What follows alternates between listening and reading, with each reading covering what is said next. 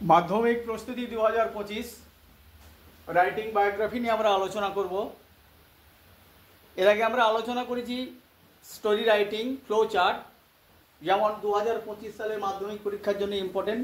এবারে বায়োগ্রাফিও ইম্পর্টেন্ট। আমরা যে বায়োগ্রাফিটা দেখব সেটা বর্তমান সিলেবাসে ক্লাস 10-এর 30 পেজে আছে। কার বায়োগ্রাফি? মৌলানা আবুল কালাম আজাদের বায়োগ্রাফি। আমরা যে কোনো বায়োগ্রাফি করতে গিয়ে খুব সহজে মোটামুটি একটা নাম্বার পাওয়ার জন্য, যে সমস্ত ছাত্রছাত্রীরা ইংরাজিতে খুব দুর্বল কিংবা খুব কম ইংরাজিতে দুটো একটা বাক্য লিখতে পারো, তারা কিন্তু ভালো নম্বর পাবে যদি এইটা ফলো করো। কিরকম আমরা দেখে নেব কোথায় কোথায় ভার্ব আছে। দেখো, এই একটা ভার্ব ইডি যোগ করা আছে। এগুলো খুবই সহজ, বায়োগ্রাফি লেখা খুবই সহজ, শুধু ভার্ব খুঁজে বার করো। কম্পোজড আছে, ওয়ার্কড আছে, একই বাক্যে আবার প্রোটেস্টেড আছে। তোমার বই খুলে দেখে নাও, 30 পেজে আছে। আচ্ছা, রোড আছে, তারপরে ডায়েট আছে। তাহলে এতগুলো বাক্য আমরা যদি শুধু হি যোগ করি তাহলে কিন্তু এতগুলো বাক্য 1 2 3 4 5 পাঁচখানা বাক্য কিন্তু শুধু হি যোগ করলেই হয়ে যাবে এবং পরীক্ষক তাতে সন্তুষ্ট হয়ে কিছু মার্কসও দেবে। উল্টো পাল্টা লেখার থেকে যে ভার্ব আছে তার সঙ্গে ভার্বের আগে শুধু সাবজেক্ট যোগ করা। দেখেনি এটা আমরা কি লিখেছি। হেডিং তো আমরা দেবো এইভাবে, মৌলানা আবুল কালাম আজাদ। মৌলানা আবুল কালাম আজাদ আমরা হেডিং দিয়েছি, হেডিং দিয়ে একটা আন্ডারলাইন করবে।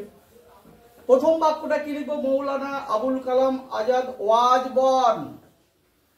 এইটা খেয়াল রাখবেন। বর্ণের সময় লিখবে কি? জন্মগ্রহণ করেছিলেন, ওয়াজ বর্ন। আর ডায়েডের সময় কি করবো? He died. শুধু এখানে 5 জিনিস আছে তো, জন্মানোর সময় ওয়াজ বর্ন আর মারা গেছে হি ডায়েড। শুধু এখানে একটা হি দিয়ে দিলে তাহলে আমাদের দেখো দুটো বাক্য, শুধু ওয়াজ বর্ন, যার নামে হবে ওয়াজ বর্ন করেছি, আর ডায়েডের আগে হি ডায়েড দিয়েছি। এই কিন্তু দুটো বাক্য হয়ে গেল। এ পর্যন্ত একটা বাক্য হয়ে গেল, হাইফেন পর্যন্ত করে একটা বাক্য। এবারে দেখো, তাহলে এ পর্যন্ত একটা বাক্য হয়ে গেল আমার। কম্পোজড আছে, শুধু হি যোগ করে দাও। তিনি রচনা করেছিলেন পোয়েট্রি উর্দু ভাষায়। বাক্য শেষ। এখানে এখানে বাক্য শেষ, হাইফেন পর্যন্ত করে একটা বাক্য শেষ। ওয়ার্কড, কে? তিনি।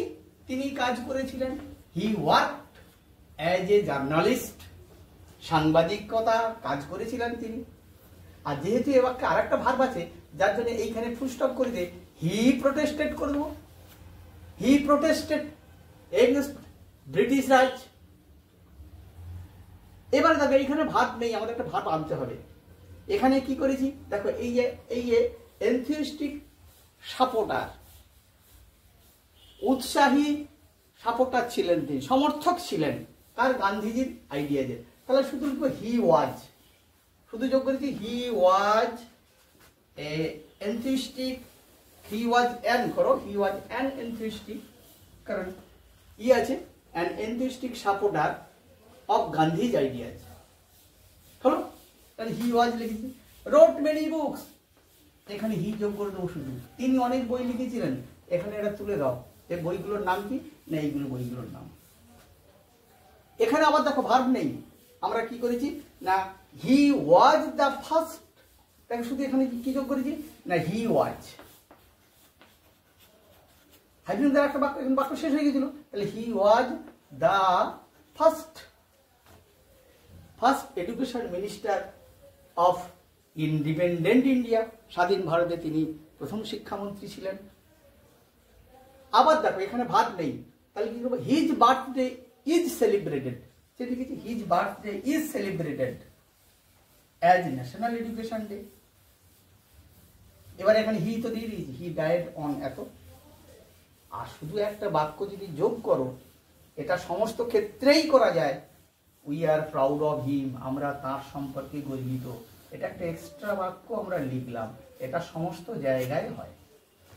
তাহলে দেখো, জন্মগ্রহণ করাটা ওয়াজ বর্ন, আর ডায়েটটা কিন্তু আর ওয়াজ দেবো না, শুধু ডায়েট দেবো। আর কি করেছি, শুধু ভার্বগুলোর আগে আমরা হি যোগ করে দিয়েছি। আর পারলে একটা লাস্টে একটা বাক্য দেবে, we are proud of him.